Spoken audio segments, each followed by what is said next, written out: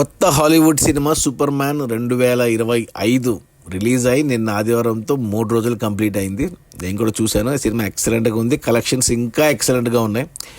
అంటే మనకి ఇండియాలో చూసుకుంటే మొదటి రోజు 7 కోట్లతో స్టార్ట్ అయింది సినిమా. శుక్రవారం జూలై 11, శనివారంకి 9 కోట్లు వచ్చే కలెక్షన్స్ పెరిగాయి. ఆదివారం నిన్న కూడా 9 కోట్లు వచ్చాయి. అలా టోటల్గా ఇండియాలోనే ఈ సినిమా 3 రోజుల్లో 25 కోట్లు నెట్ కలెక్ట్ చేసింది.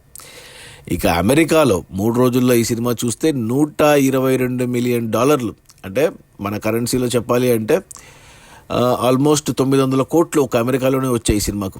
ఇక ఆ తర్వాత మిగతా ప్రపంచ దేశాలన్నీ కలిపి $95 మిలియన్, అంటే మరో 800 కోట్లు.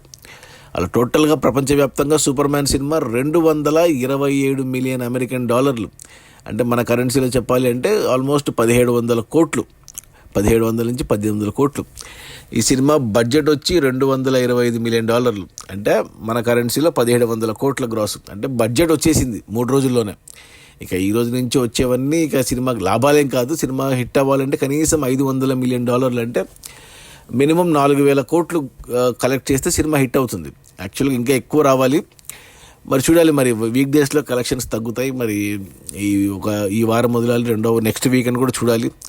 బట్ సినిమాకైతే మంచి పాజిటివ్ రివ్యూస్ పడ్డాయి. మరి చెప్పలేం మరి సినిమా హిట్ అవుతుందా లేదా అనేసి. ఎందుకంటే 2 వారాల క్రితం వచ్చిన F1 మూవీ కూడా సినిమా ఎక్సలెంట్గానే ఉంది. బట్ ఆ సినిమా కలెక్షన్స్ని జురాసిక్ పార్క్ దెబ్బేసింది. ఇప్పుడు ఈ సినిమా వచ్చింది. మరి ఈ సినిమాకి పోటీగా ఏమి మళ్ళీ 24కి సినిమా ఉంది ఫెంటాస్టిక్ 4. బట్ అంతలోపలనే కలెక్ట్ చేయాలి ఈ సినిమా. అది మన సూపర్ మ్యాన్ రిలీజ్ అయిన 3 రోజుల్లో $227 మిలియన్, అంటే మన కరెన్సీలో 1700 కోట్లు.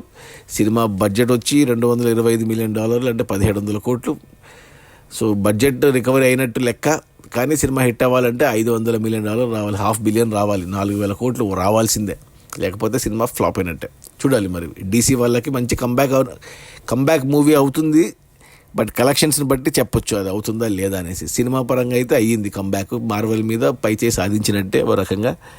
బట్ కలెక్షన్స్లో కనపడాలి అది. Okay, bye.